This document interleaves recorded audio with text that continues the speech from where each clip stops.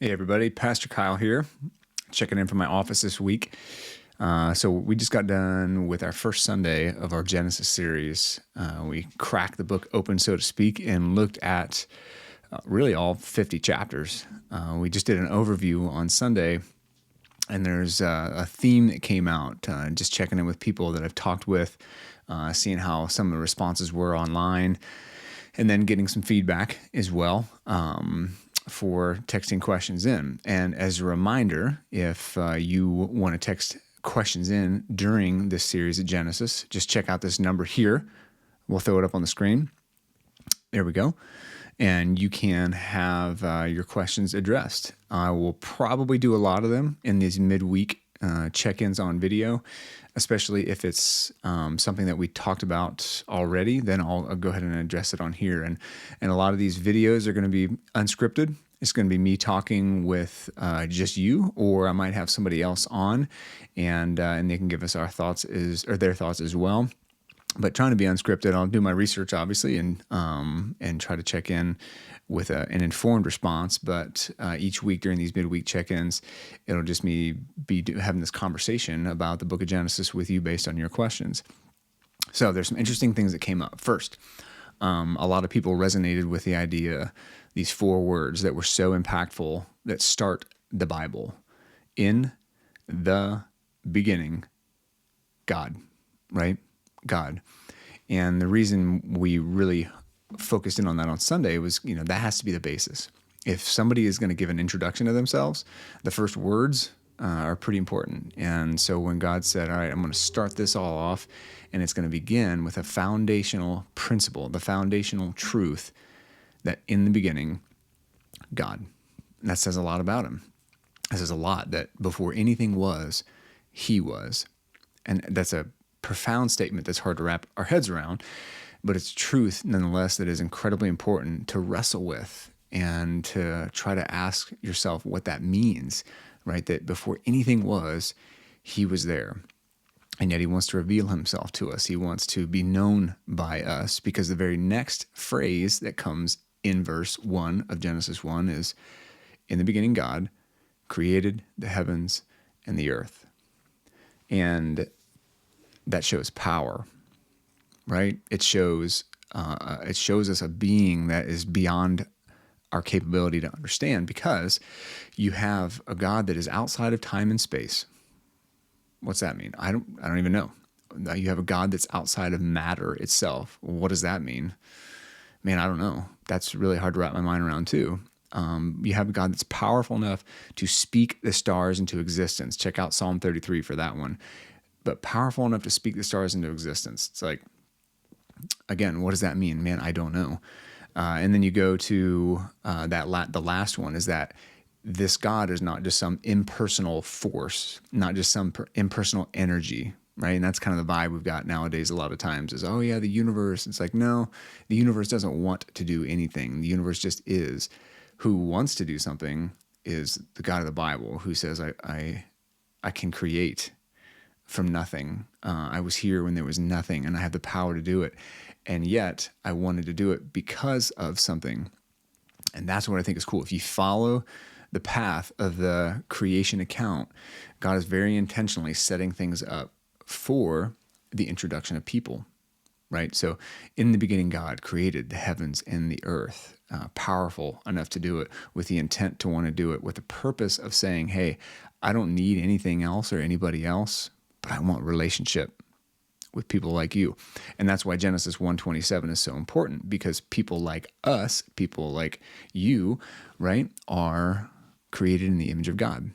So God wanted relationship with us, and he wanted us to reflect him and be like him. And there's power in knowing that. And there's power in the way you view yourself, like that you're created with value and purpose. And there's, I think, a really important place for that in society today, to say that other people that are perceived enemies, people that treat me unfairly, people that ... right? That those people are made in the image of God, just like me. So that should help with patience, right? That should help with our kindness. That should help with our truth. That, that we want to be able to stand up for truth, but let's do it in a way that honors that other person as someone created in the image of God, right? That's important. All right, so that's some of the big things. All right, but what about some of the questions that I got that arose out of this? Some of them are for future messages, and so I'll wait till we get to those to hit them. But I did get one question from a guy, kind of jokingly, but it's still an interesting question. And he said I didn't need to respond to it, but I'm still going to. He asked if when God created everything, were there just like mature rings in the trees, right? Did like the tree, were they just solid or did they have rings? And I've heard that question before and a lot of different variations of it of, did he create like mature growth? Did he create things with the appearance of age?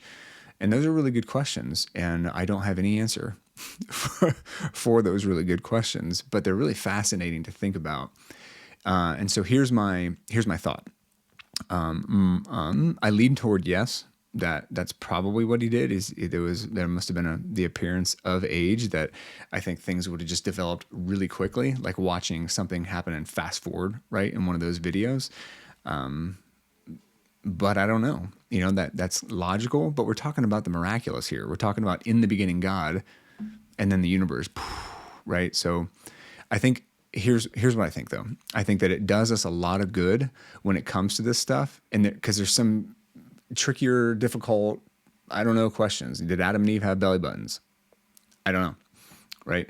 There's all that kind of stuff. But I think what's helpful, though, is to just stay curious, because I talk to a lot of people, especially about the creation account and the details that are in there, and I fear and I worry that a lot of Christians, or even people maybe that aren't Christians, that are just like studying the Bible or looking at it for the first time, they get bogged down in details that aren't really important for the story and aren't really the point of the account that God is giving us. And we lose sight of the beauty and wonder and majesty of what's being said about this God who was in the beginning, who could create the heavens and the earth. So my advice on some of these things as we go through Genesis is just make sure you're dying over the right details, that you're dying over the right things, that you're not getting mired down in details that, are confusing at best and at worst aren't really in Scripture. That's what I always want to push back against, I think, in Genesis. It's just like, let's see these first chapters, these first verses. What are they actually saying? If you want to jump into something that I found really helpful and interesting, is a book written by John C. Lennox. I don't know if this is going to show up forward or backward. I can't remember. But it's 7 Days That Divide the World.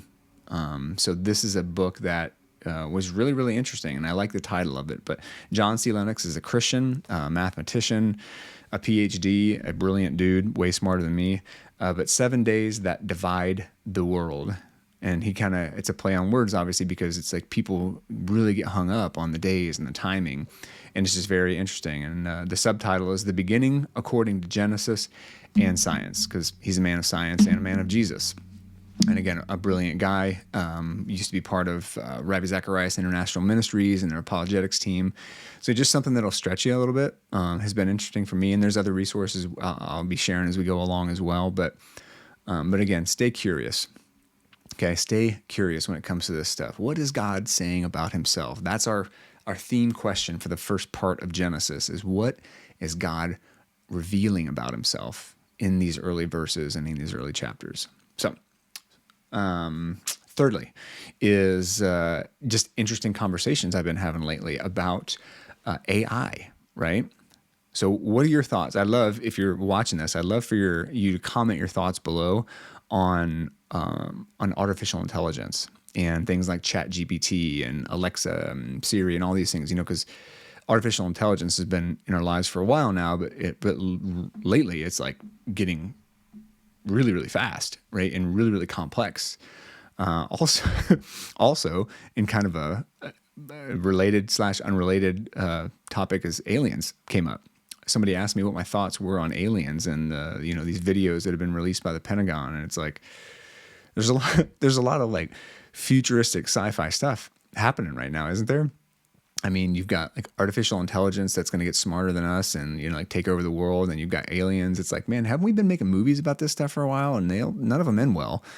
And that's like legit creating stress in people because it's like, is AI going to take my job? Right? Is AI going to make us more detached from people and less dependent on people? Right? There's some like serious ethical and existential questions that go along with artificial intelligence and the role that it does play now in our lives and the role that it will play in our lives. And then, of course, the whole alien thing, right? It's like, well, what does that mean for salvation? What does that mean for God's plan for humanity and God's like involvement in the universe? It's like brings up a lot of weird questions, or weird theological questions, right? And so I'm kind of interpreting these things through this study that we're doing in Genesis right now. And so I wonder, again, commenting below, what are your thoughts, right? Like how does this stuff impact us as believers, right? If you're a Christian and you're watching this, it's like how does that inform what we believe and our fear and anxiety level around some of these things, right? And I hope that you can come back to, in a simple answer to that, I hope you can come back to that phrase, in the beginning, God. Right? I mean, again, God's saying something about himself. And I think that with really big, difficult questions like AI and its place in our lives and, the possibility of aliens and all that, like, and I don't know personally where I'm landing with the alien thing. Like, I'm not really too worried about it. To be honest, I'm not really thinking much about it, but it's not unimportant. I realize that, right? Because it's some of the cultural phenomenon that's going on right now. But how does your belief in God inform that? And inform maybe your fear, right? Because some people are like, oh, they're going to take over, and then all that stuff, right? We've seen movies about this stuff before. But again, just trusting that God's got this, that God foundationally is the God who created the heavens and the earth. Like he spoke the universe into existence. So none of this stuff is out of his control. Now, we need to be thoughtful, I think.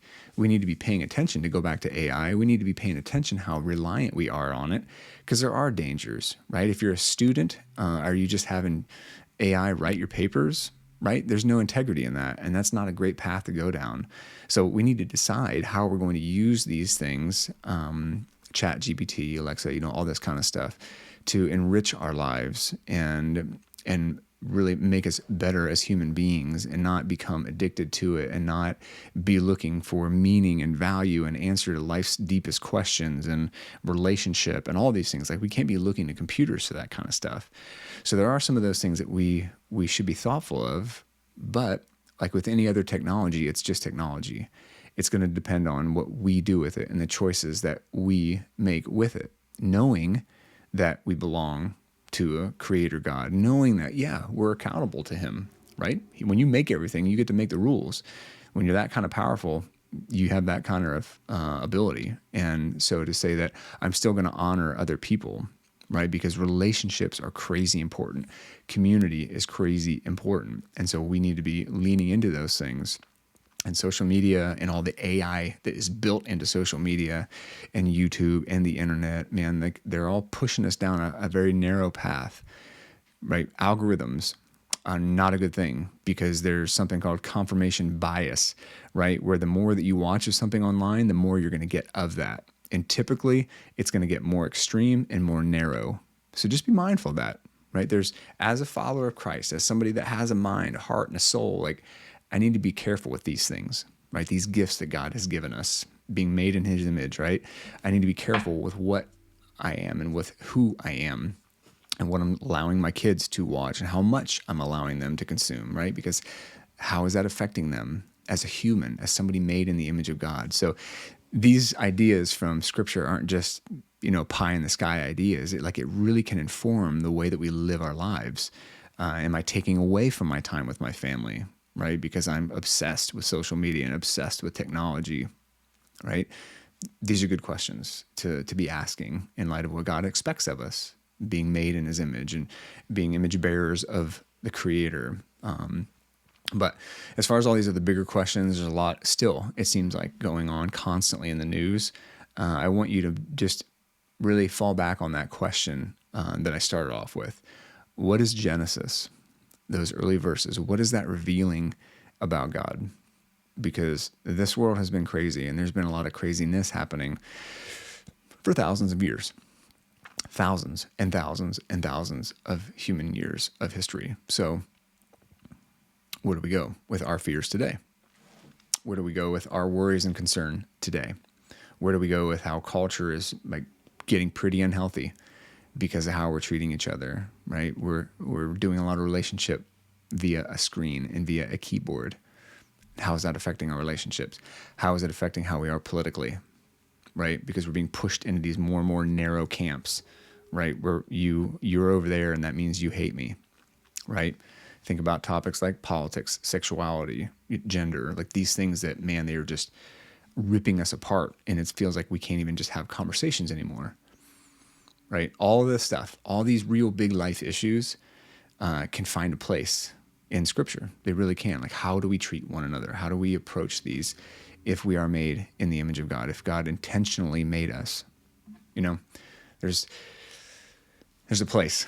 There's a place for this stuff to slow down and think well about these things. All right. So there's my off-the-cuff remarks this week, just about some of the stuff we talked about on Sunday, a couple of conversations I've had since then.